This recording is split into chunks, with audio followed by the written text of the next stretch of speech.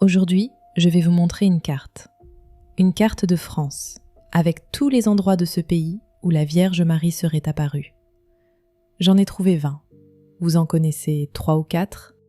Lourdes, bien sûr. La Salette. Peut-être Pontmain. Moi non plus, avant de faire ce travail, je n'en aurais pas cité davantage. Le plus ancien a 1600 ans. Le dernier date des années 1970. Et il y en a dans presque toutes les régions de France. Il y en a un en Alsace, il y en a un dans les Pyrénées, où l'on venait par milliers bien avant que Lourdes existe et dont plus personne ne parle aujourd'hui.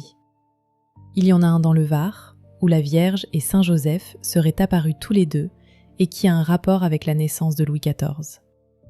Nous allons les voir tous les 20, dans l'ordre, du plus ancien au plus récent. Et pour chacun, je vous dirai 3 choses.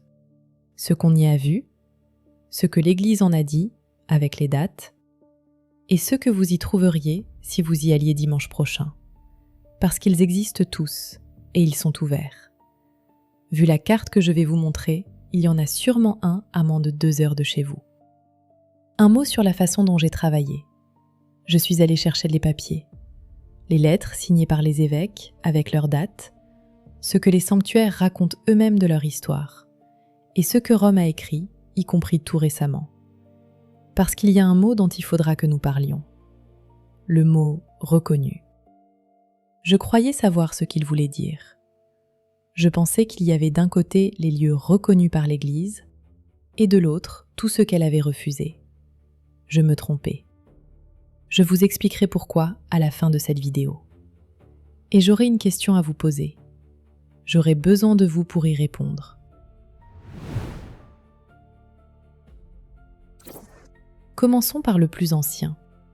Nous sommes en l'an 430, en Auvergne, sur une colline qu'on appelle le mont Anis. C'est aujourd'hui la ville du Puy-en-Velay. Une femme de Cessac, un village voisin, brûle de fièvre depuis des semaines. On raconte qu'elle est avertie en songe de monter sur cette colline et de s'allonger sur une grande pierre noire qui s'y trouve. Elle le fait, et sur cette pierre, elle voit la Vierge Marie entourée d'anges. Elle se relève guérie. La Vierge lui demande qu'une église soit bâtie à cet endroit et qu'on vienne y prier. L'évêque du lieu confirme l'apparition. Nous sommes 1 an avant le concile d'Éphèse qui proclamera Marie, Mère de Dieu. C'est, selon la tradition, la première apparition mariale de toute l'histoire de l'Église. Et elle aurait eu lieu en France. On appelle cette pierre la pierre des fièvres. Elle est toujours dans la cathédrale du Puy, posée à l'écart, dans une petite salle que beaucoup de visiteurs traversent sans s'arrêter. Vous pouvez la voir et vous pouvez poser la main dessus. Ce lieu n'a jamais cessé. 7 siècles plus tard, en 1182, dans la même ville, un charpentier du nom de Durandus raconte à son tour avoir vu la Vierge. Elle lui confie une mission de paix, à une époque où les bandes armées ravagent le pays. Le Puy devient alors le plus grand sanctuaire marial de tout l'Occident. Les pèlerins y montent par milliers. C'est de là que part l'une des 4 grandes routes vers Saint-Jacques-de-Compostelle. Aujourd'hui encore, quand vous voyez des marcheurs partir vers l'Espagne avec une coquille sur le sac, beaucoup sont partis d'ici. Et puis plus rien pendant très longtemps.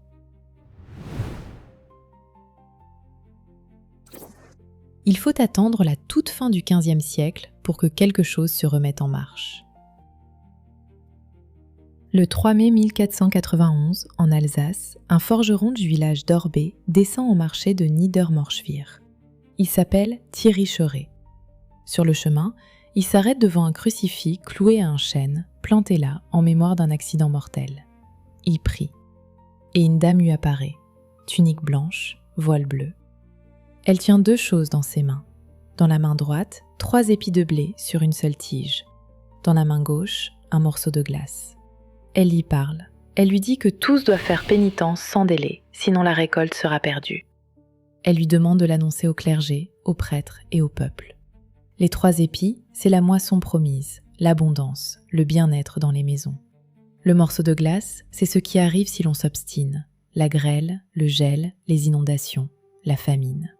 Un forgeron alsacien, à qui l'on montre une récolte dans une main et un glaçon dans l'autre, comprend immédiatement de quoi on lui parle. C'est le langage de son métier et de son pays.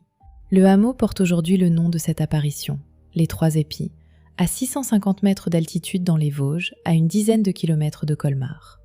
C'est la seule apparition mariale d'Alsace et l'un des plus anciens lieux d'apparition reconnus par l'église. 24 ans plus tard, à l'autre bout du pays, une bergère. Nous sommes en 1515 dans les Hautes-Pyrénées, à Montléon-Magnoac. Elle s'appelle Anglaise de Sagazan. La Vierge lui apparaît 3 fois. Elle lui demande qu'une chapelle soit bâtie et elle lui dit cette phrase : « Ici, je répandrai mes dons. » À la 3e apparition, il se passe une chose que je n'ai vue nulle part ailleurs dans toute ma carte. Il y a du monde autour d'Anglaise cette fois, et tous entendent la voix. Aucun ne voit celle qui parle. Il y a aussi ce qu'on appelle là-bas le miracle du pain. Anglaise était pauvre, elle mangeait du pain noir, le pain des pauvres. On raconte que son pain noir est devenu du pain blanc. La chapelle est achevée en 1540 et elle est toujours debout à Montléon-Magnoac. Elle est classée monument historique depuis 1924 et des peintures couvrent ses murs du sol au plafond. Anglaise entre en religion vers 1525 et meurt en 1582. Le lieu s'appelle Notre-Dame de Garaison. Et voici ce qu'il faut savoir sur Garaison, parce que c'est le détail qui m'a le plus frappé de toute cette recherche. Garaison a été, pendant plus de 3 siècles, le plus grand pèlerinage marial de France, jusqu'en 1858, jusqu'à ce qu'une autre bergère, à 60 km de là, dans le même département, voit une dame dans une grotte au bord d'un gave. Vous connaissez la suite, et nous y reviendrons. 2 bergères, le même coin des Pyrénées, 3 siècles et demi d'écart, et la seconde a effacé la première si complètement que presque plus personne, aujourd'hui, ne sait que Garaison existe. 4 ans après Garaison, en 1519, nous descendons en Provence. À Cotignac, dans le Var, un simple laboureur nommé Jean de la Baume monte sur le mont Verdaille. C'est le 10 août. Il voit la Vierge, l'enfant dans les bras, entouré de Saint Bernard et de l'archange Saint Michel. Elle revient le lendemain, 11 août. Elle demande une église et des processions. La construction commence le 14 septembre de la même année, moins de 5 semaines après. Cotignac aurait pu rester un sanctuaire provençal parmi d'autres. Ce qui s'y joue au siècle suivant en fait autre chose. Louis XIII et Anne d'Autriche sont mariés depuis 23 ans et n'ont pas d'enfants. Le royaume n'a pas d'héritier. Un religieux, le frère Fiacre, affirme avoir reçu l'indication d'aller prier à Cotignac. Il s'y rend avec le supérieur de son couvent et y célèbre 9 messes. Le 10 février 1638, le roi fait publier un texte officiel qui confie la France et les Français à la Vierge Marie. C'est ce qu'on appelle le vœu de Louis XIII. La reine est enceinte de 2 mois. Le 5 septembre 1638, Anne d'Autriche met au monde un fils. On le surnommera Louis Dieudonné. Il régnera 72 ans sous le nom de Louis XIV. Et il y a une suite, à Cotignac, que beaucoup de gens ignorent. Le 7 juin 1660, sur le mont Bessillon, à côté du village, un jeune berger de 22 ans, nommé Gaspard Ricard, garde son troupeau. Il est 1h de l'après-midi, il a chaud, il a soif, et il n'a plus d'eau. Un homme apparaît à côté de lui, il désigne un rocher, un gros, et il lui dit « Je suis Joseph, soulève-le et tu boiras. » Gaspard soulève le rocher sans effort. Dessous, il y a une source, elle coule encore. Le sanctuaire Saint-Joseph du Bessillon est bâti autour d'elle, sur la colline, à quelques minutes du village. Cotignac est le seul lieu de France où l'on raconte à la fois une apparition de la Vierge et une apparition de Saint-Joseph.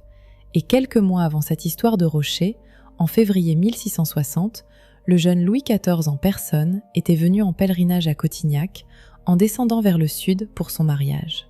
7 ans plus tard, il y fera poser une plaque. Officiellement, l'Église ne s'est jamais prononcée sur les apparitions de Cotignac, ni pour ni contre. Mais dès 1521, le pape Léon X accordait déjà des faveurs spirituelles à ceux qui venaient y prier, moins de 2 ans après les faits. Autrement dit, Rome a laissé faire, et Rome a encouragé, sans jamais rien déclarer. Retenez cette nuance, nous allons la retrouver, et à la fin de cette vidéo, elle expliquera tout.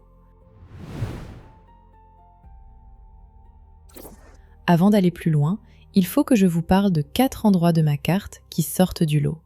Dans ces 4-là, l'histoire commence par un objet, une statue que l'on trouve ou que l'on sauve, et ce sont pourtant des lieux de pèlerinage depuis des siècles, alors ils ont leur place ici. Le premier est en Gironde. En 1099, un seigneur de Saint-Macaire, nommé Géraud de Grave, revient de la première croisade. Il rapporte une statue de la Vierge à l'enfant. Il lui construit une petite chapelle dans la forêt du Luc. Le lieu s'appellera Verdelais. Toute l'histoire de Verdelais tient à cette statue et à ce qui lui arrive.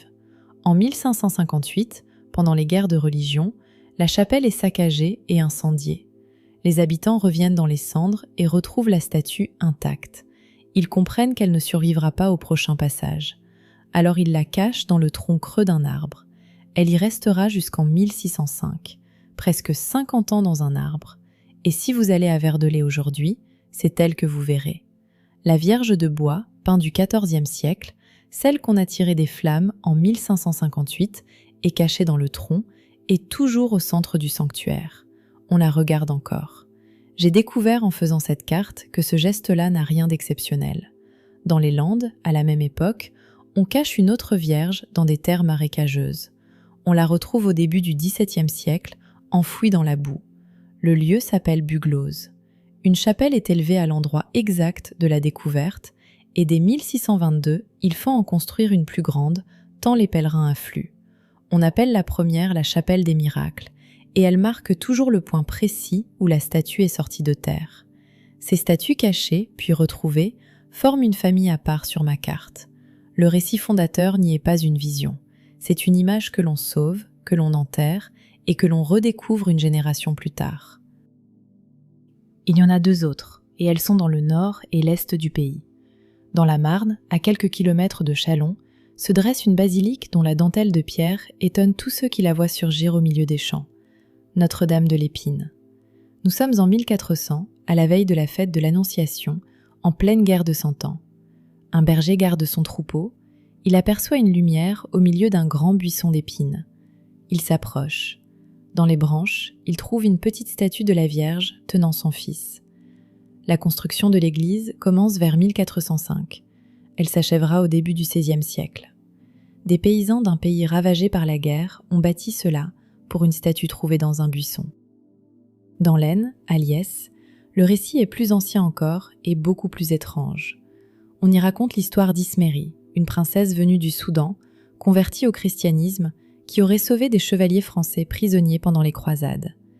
Elle les suit en France et épouse l'un d'eux. La statue qu'on lui associe est une Vierge noire, et elle attire des foules considérables pendant tout l'Ancien Régime. Les rois de France y viennent. La basilique actuelle date du XIVe siècle sur des fondations du XIIe. Je vous dis tout de suite ce qu'il faut en penser, parce que je ne veux pas vous laisser croire ce que je ne crois pas moi-même. Liesse est une légende de fondation. Elle n'a jamais été présentée par l'Église comme une apparition, et personne ne l'a jamais examinée comme telle.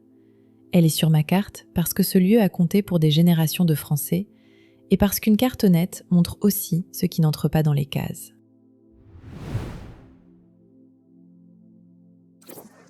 Revenons maintenant aux apparitions et au XVIIe siècle.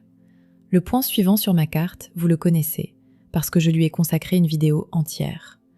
En Bretagne, à Quérien, le 15 août 1652, une bergère de 12 ans nommée Jeanne Courtel voit la Vierge. Jeanne est sourde et muette de naissance. La Vierge lui demande d'être honorée en ce lieu, et Jeanne se met à parler. Ce que je veux souligner ici, c'est la vitesse. Le 11 septembre, moins d'1 mois après, l'évêque de Saint-Brieuc, Denis de la Barde, se déplace en personne à Quérien. Il interroge Jeanne, il interroge les témoins un par un et leur demande de confirmer sous serment. Le 20 septembre, il donne un avis favorable et décide de faire bâtir une chapelle. 27 jours entre l'apparition et la décision de l'évêque. C'est le record de France, et de très loin. Gardez ce chiffre en tête pour dans un instant. 12 ans plus tard, dans les Hautes-Alpes, une autre bergère. Elle s'appelle Benoîte Rancurel, elle est née en 1647. Au printemps 1664, elle garde ses bêtes au-dessus de Saint-Étienne, dans un vallon que les gens du pays appellent le vallon des fours, parce qu'on y cuit le plâtre. Elle y voit une belle dame tenant un enfant dans l'une des grottes. Puis la dame revient. Le lendemain, et le lendemain encore. Tous les jours, de mai au 29 septembre 1664. Benoît passe ses journées auprès d'elle et elle se parle peu. Un juge de Gap finit par demander à Benoît de poser la question qui s'impose. « Qui êtes-vous » Le 29 août 1664, la réponse arrive. « Dame Marie ». Benoît Rancurel verra la Vierge jusqu'à sa mort, en 1718, 54 ans. Et voici l'autre bout du record dont je vous parlais. Souvenez-vous, Quérien, 27 jours. Le Los a été officiellement reconnu le 4 mai 2008 par un décret de Monseigneur Jean-Michel Di Falco-Leandri, évêque de Gap et d'Embrun, 344 ans après la première apparition. Même pays, même église, 2 bergères qui gardent des moutons. 27 jours d'un côté, 3 siècles et demi de l'autre. Quand j'ai posé ces 2 chiffres côte à côte sur ma carte, j'ai compris que je ne cherchais pas ce que je croyais chercher. Restons au XVIIe siècle et remontons en Bourgogne. À Paray-le-Monial, entre 1673 et 1675, une religieuse de la Visitation, Marguerite Marie Alacoque, reçoit une série d'apparitions. Ici, c'est le Christ qui apparaît, et il lui montre son cœur. De ces visions naîtra la dévotion au Sacré-Cœur, qui marquera profondément la France, jusque dans la pierre de Montmartre. Je lui ai consacré une vidéo, je ne reviens pas dessus. Mais Paray a sa place sur la carte, et il ouvre une catégorie dont nous aurons besoin tout à l'heure, les lieux où ce n'est pas la Vierge qui apparaît. Et puis arrive le XIXe siècle. Je voudrais que vous regardiez la carte à ce moment-là, parce que c'est là qu'elle change de nature. Pendant 1400 ans, les points sont arrivés un par un, espacés de décennies ou de siècles. En l'espace de 50 ans, il en tombe 6. 1830, 1846, 1858, 1871, 1873, 1876. 6 lieux en 2 générations. Un enfant né à Paris en 1830 pouvait, dans une seule vie, entendre parler de tous. Je me suis longtemps demandé quoi faire de cette accélération. On peut l'expliquer de plusieurs façons, et je me méfie des explications trop propres. Il y a le chemin de fer, qui met les sanctuaires à portée des gens ordinaires pour la première fois. Il y a la presse, qui répand une histoire en quelques jours dans tout le pays. Il y a des enquêtes, menées plus rigoureusement, donc des dossiers qui aboutissent au lieu de se perdre. Et il y a le siècle lui-même. Le 19e est celui où la France commence à se détacher de sa foi. C'est le siècle des révolutions, des lois qui séparent, des campagnes qui se vident vers les villes. Beaucoup de croyants de l'époque y ont vu une réponse. Au moment précis où l'on cesse de regarder vers le ciel se manifeste davantage. Je vous donne cette lecture pour ce qu'elle est, celle des contemporains. Ce que je peux vous montrer avec certitude, c'est la carte. Et sur la carte, les points se serrent. Le premier est en plein Paris, au 140 rue du Bac, dans le 7e arrondissement. En 1830, une jeune religieuse de 24 ans, Catherine Labouret, fille de cultivateurs bourguignons, voit la Vierge à 3 reprises dans la chapelle de sa communauté. Au cours de ses apparitions, lui est montrée une médaille, avec l'inscription qu'elle doit porter et la mission de la faire frapper. On l'appellera la médaille miraculeuse. Et ce qui arrive ensuite tient à une coïncidence de calendrier que je trouve saisissante. En février 1832, le choléra s'abat sur Paris.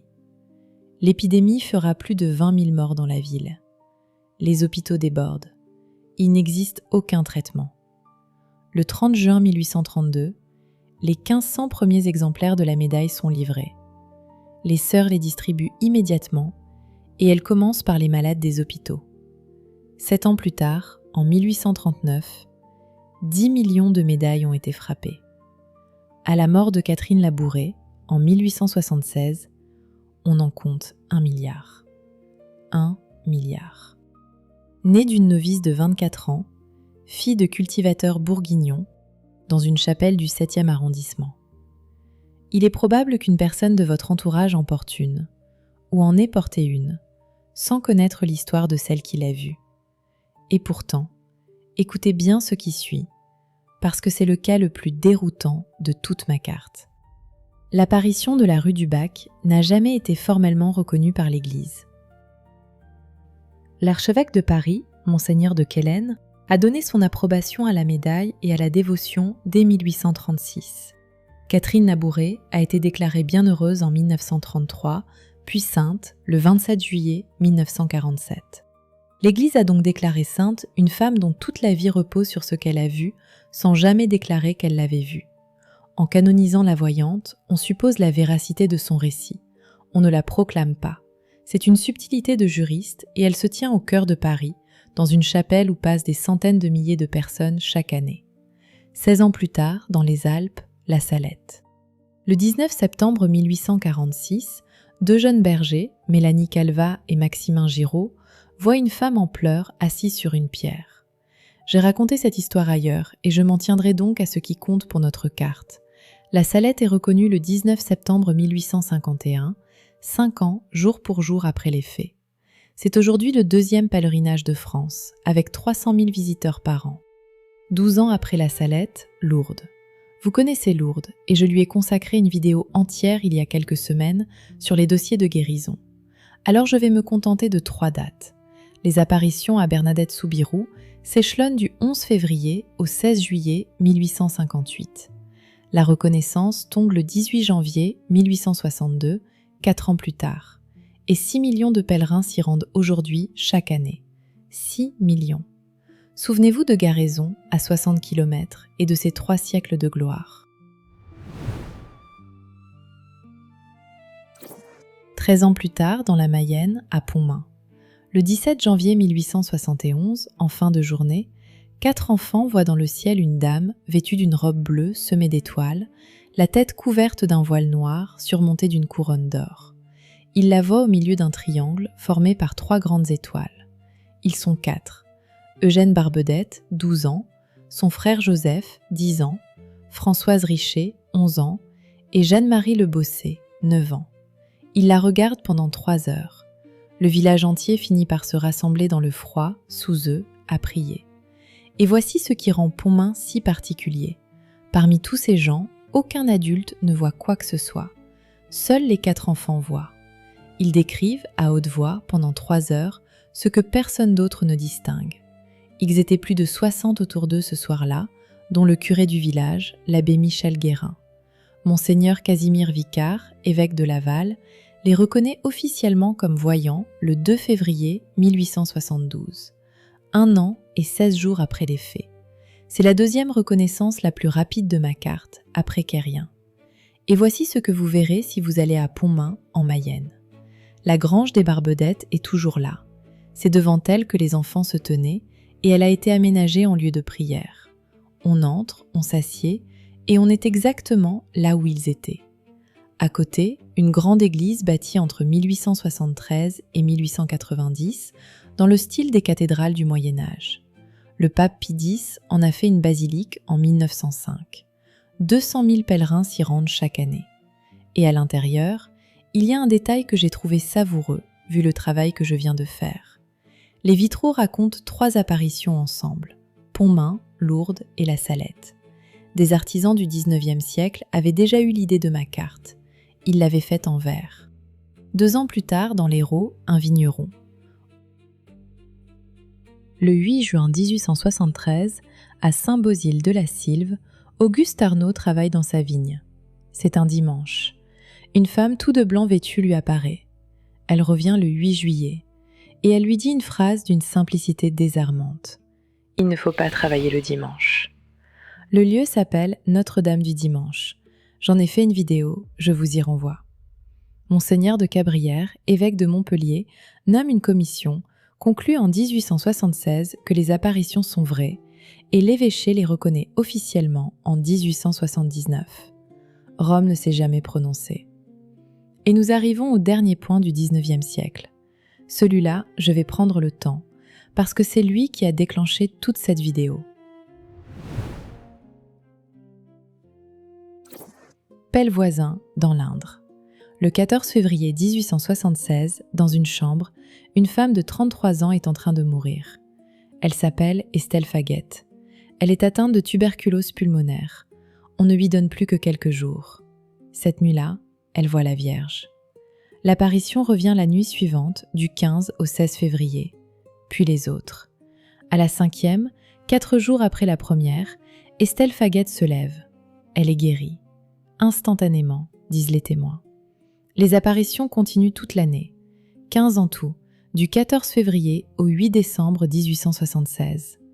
À la 9e, le 9 septembre, la Vierge lui montre un scapulaire du Sacré-Cœur.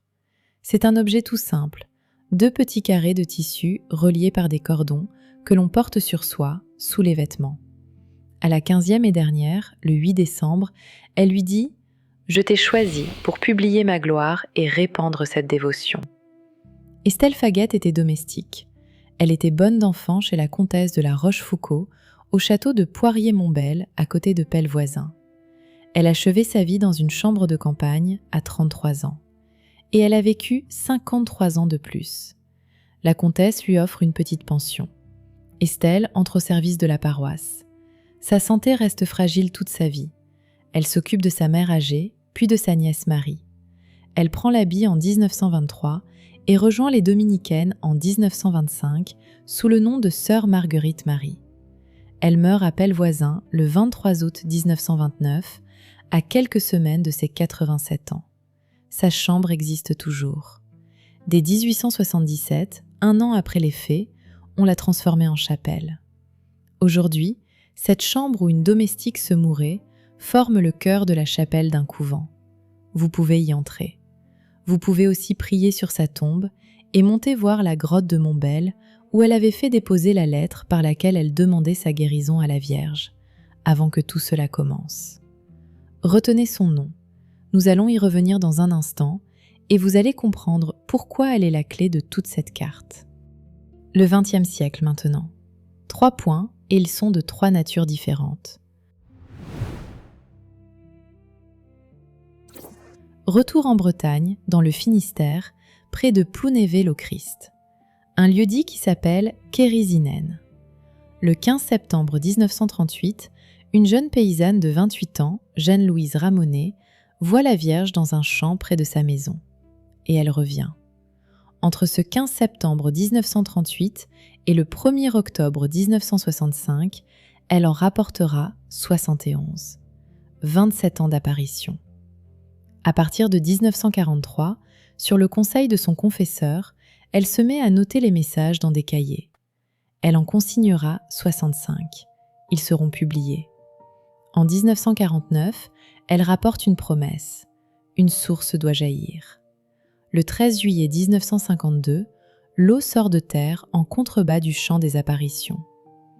Beaucoup d'entre vous connaissent Kérizinen. Chaque fois que j'ai évoqué la Bretagne dans une vidéo, on m'en a parlé en commentaire. Alors je vais être précise, parce que ce lieu mérite qu'on le soit. Plusieurs évêques, l'un après l'autre, ont ouvert des enquêtes sur Kérizinen. Aucune n'a abouti à un avis favorable. À ce jour, l'Église n'a pas reconnu ces apparitions. Et j'insiste sur les mots, parce que l'on confond tout le temps de choses très différentes. L'Église n'a jamais déclaré que Kérizinen était faux. Elle n'a pas tranché. Une enquête qui n'aboutit pas est une enquête qui n'aboutit pas.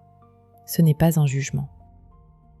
Kérizinen est aujourd'hui dans la même situation que Cotignac, où la Vierge et Saint-Joseph seraient apparus, et où Rome n'a jamais rien déclaré non plus. Des pèlerins continuent d'y venir. La source coule toujours. Et regardez ce que la Bretagne raconte, à elle seule. 2 lieux. Carrien, tranché favorablement en 27 jours. Kérizinen, jamais tranché en bientôt 90 ans. Même région, même église. 9 ans après le début de Kérizinen, en Touraine, l'île Bouchard. Du 8 au 14 décembre 1947, 4 fillettes voient la Vierge dans l'église Saint-Gilles. Vous connaissez cette histoire, je lui ai consacré une vidéo. Ce que je veux retenir ici, c'est son statut, parce qu'il est unique. À l'île Bouchard, le culte est autorisé et l'apparition n'est pas reconnue. 50 000 pèlerins s'y rendent chaque année, en toute légitimité, dans un sanctuaire dont l'Église n'a jamais validé le récit fondateur. Et le dernier pan de ma carte est en Normandie, à Dozulé, dans le Calvados, entre 1972 et 1978, une mère de famille nommée Madeleine Aumont rapporte 49 apparitions. Comme apparaît le monial, c'est le Christ qu'elle dit voir. Il lui demande l'édification d'une croix glorieuse. Une croix entièrement illuminée, de 738 mètres de haut. Elle n'a jamais été construite. L'évêque de Bayeux-Lisieux de l'époque, Monseigneur Jean Badret, a refusé d'accorder crédit à ces messages dès le début. En 1977, il a déplacé le curé de Dozulé qui soutenait la voyante. Le 12 novembre 2025, il y a quelques mois à peine, le Vatican a mis fin à l'examen du dossier. Il a autorisé l'évêque du lieu à déclarer que les apparitions de Dozulé ne sont pas surnaturelles. En clair, qu'elles ne viennent pas de Dieu. Sur les 20 pans de ma carte, Dozulé est le seul à avoir reçu une déclaration formellement négative. 1 sur 20, en 16 siècles. Voilà, la carte est complète. Et c'est là que la troisième surprise m'a sauté aux yeux, celle dont je vous parlais au début. Reculez d'un pas et regardez l'ensemble. Les points ne sont pas répartis sur le pays. Ils dessinent une forme. Il y a la Bretagne, avec Quérien et Quérisinen, la Normandie, avec Dozulé, la Mayenne, avec Pontmain, puis une longue traînée qui descend par la Touraine et l'Indre, avec l'île Bouchard et Pellevoisin, la Haute-Loire, avec le Puy, et enfin tout le sud, l'Hérault, le Var, les Hautes-Alpes, l'Isère, et ce coin des Pyrénées où Garaison et Lourdes se tiennent à 60 km. Maintenant, regardez le nord-est du pays. Il y a les 3 épiers en Alsace, et il n'y a rien d'autre. La Lorraine est vide. La Franche-Comté est vide. La Bourgogne apparaît le monial, et s'arrête là. En Champagne, une statue trouvée dans un buisson. Dans l'Aisne, une légende de croisade. Et dans tout le Grand Nord industriel, rien. En Nouvelle-Aquitaine, la plus vaste région de France, je n'ai trouvé aucune apparition. J'ai trouvé Verdelais et Buglose, 2 statues cachées, puis retrouvées. Et cela m'amène à une chose que je n'avais pas vue venir en commençant. Regardez où sont ces statues, sauvées des flammes ou tirées de la boue. La Gironde, les Landes, la Marne, ce sont précisément les régions traversées par les guerres de religion et par leur destruction. Là où l'on brûlait les sanctuaires, on n'a pas raconté d'apparition. On a caché des vierges dans des arbres et dans des marais, et on est revenu les chercher une génération plus tard. Ce sont 2 façons différentes de tenir, voir et cacher. Je ne prétends pas expliquer pourquoi une région voit et une autre pas. Personne ne le sait. Mais la carte pose la question, et elle la pose bien mieux que je ne saurais le faire.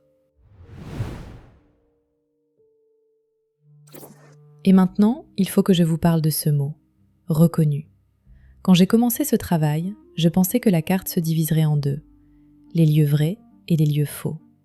Les reconnus d'un côté, les autres de l'autre. C'est comme cela qu'on en parle partout. C'est faux, et ça l'a toujours été. Regardez ce que nous venons de parcourir. Le puits, où un évêque a dit oui en 430, à une époque où il n'existait aucune règle pour examiner ce genre de choses. Cotignac, que personne n'a jamais examiné, et où les papes envoyaient pourtant des faveurs, dès 1521. Quérien et Notre-Dame du Dimanche, où l'évêque a dit oui, et où Rome n'a jamais rien dit. Le Lose, la Salette, Lourdes et Pontmain, reconnus pour de bon. La rue du Bac, jamais reconnue, et dont la voyante est sainte. L'île Bouchard, où l'on a le droit de prier sans que l'apparition soit reconnue. Quérisinen, où rien n'a jamais été décidé. Et Dozulé, écarté. 9 situations différentes, aucune ne ressemble à l'autre. Et puis, le 17 mai 2024, quelque chose est arrivé, dont je n'avais moi-même pas entendu parler avant de faire ce travail. Rome a changé les règles. Le service du Vatican qui s'occupe de ces questions a publié un nouveau texte, signé par le cardinal Victor Manuel Fernandez et approuvé par le pape François. Il est entré en application 2 jours plus tard, le dimanche de Pentecôte. Il remplace celui de 1978. Voici ce qu'il dit. Quand l'Église examine un lieu, elle a maintenant 6 réponses possibles. Et aucune des 6 ne dit « c'est vrai ». La meilleure réponse porte un nom latin, nihil obstat, et cela veut dire « rien ne s'y oppose ». On a regardé, on n'a rien trouvé de gênant, on voit même du bien se faire à cet endroit. Alors allez-y, et allez-y en pèlerinage. Les autres descendent d'un cran à chaque fois. On peut demander qu'un lieu soit surveillé de près quand il y a du bon et du douteux mélangés.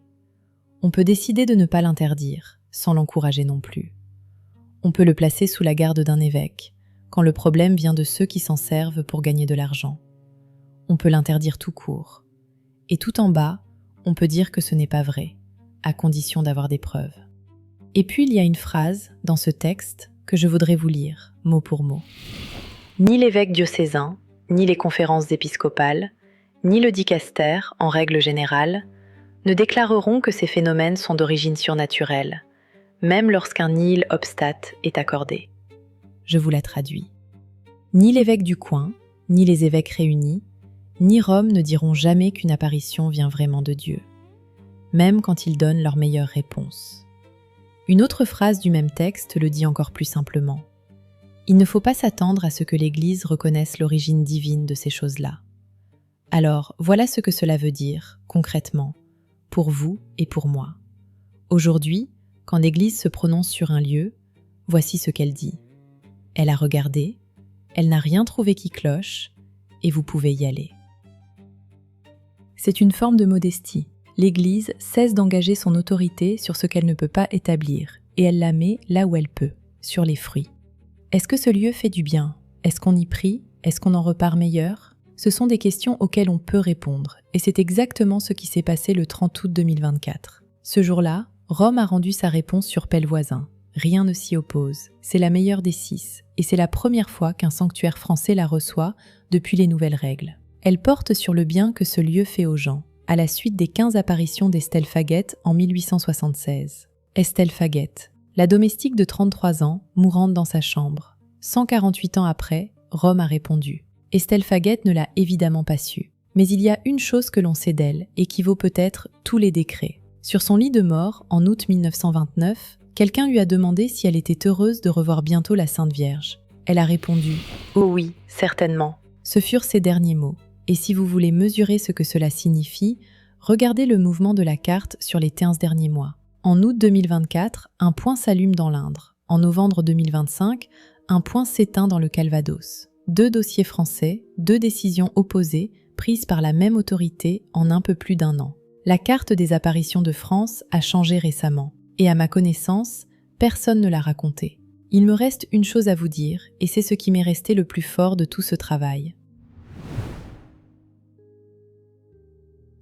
Reprenez la liste de ceux qui ont vu. Une femme malade de Cessac, dont on ne connaît même pas le nom, un charpentier, un forgeron d'Orbay, une bergère de Montléon-Magnoac, un laboureur provençal, un berger de 22 ans qui avait soif, une bergère de 12 ans, sourde et muette de naissance, une bergère des Hautes-Alpes, une jeune religieuse, fille de cultivateur, 2 petits bergers des Alpes, une fille de meunier ruiné, 4 enfants dont le plus jeune avait 9 ans, un vigneron de l'Hérault, une domestique mourante, une paysanne bretonne, 4 fillettes de Touraine, une mère de famille normande, 16 siècles, une vingtaine de lieux. Et parmi tous ceux à qui cela serait arrivé, il n'y a pas un notable, pas un savant, pas un théologien, pas un seul homme de pouvoir. Des gens qui gardaient des bêtes, qui travaillaient la vigne, qui battaient le fer, qui servaient chez les autres. Et en face, pour juger, des évêques, des commissions d'experts, des juges, des cardinaux, des bureaux à Rome, et 6 réponses écrites en latin. Le pauvre voit, l'institution examine. Je ne sais pas ce que vous en pensez. Moi, je trouve que cela dit quelque chose de très ancien et de très consolant. Que ce qui compte ne se distribue pas selon le rang. Qu'une bergère de 12 ans qui ne pouvait pas parler a été écoutée par son évêque en 27 jours. Et qu'une domestique mourante dans une chambre de l'Indre attendait depuis 148 ans une réponse qui est arrivée avant-hier. Et il y a une dernière chose que je voudrais vous dire avant de vous laisser. Tous ces endroits existent encore, et vous pouvez y aller. La pierre du puits, vous pouvez poser la main dessus. La source du Bessillon coule, celle de Kérisinen aussi. La grange de Pontmain est ouverte. La chambre d'Estelle est devenue une chapelle. La Vierge de Verdelais est celle qu'on a sortie du feu il y a 450 ans. La plupart de ces sanctuaires sont ouverts toute l'année et on y entre librement. Beaucoup sont dans des villages que personne ne traverse. Un dimanche suffit. Et vu la carte que nous venons de parcourir, il y en a probablement un à moins de 2 heures de chez vous. Voilà ma carte. 20 points, 12 régions. Il en manque une d'ailleurs, et je vous le dis parce que vous allez le remarquer. Je n'ai rien trouvé pour la Corse. Alors je vous pose la question, et cette fois, c'est vraiment une question. Est-ce que vous connaissiez tous ces endroits ? Il y en a sûrement un près de chez vous. Peut-être un que vous avez visité enfant, ou une chapelle où votre grand-mère allait et dont vous n'avez jamais su l'histoire. Et surtout, est-ce que j'en ai oublié ? J'ai passé des jours sur cette carte et je sais qu'elle n'est pas complète. Il y a forcément un sanctuaire, un lieu-dit, une source, une chapelle au bout d'un chemin que je n'ai pas trouvé. Vous êtes des milliers à me lire dans toutes les régions de France et vous savez des choses que les livres ne disent pas. Écrivez-moi le nom de votre lieu en commentaire, le village, le département, ce qu'on vous en a raconté. Si vous m'en donnez assez, je referai cette carte et la prochaine fois, elle sera la vôtre.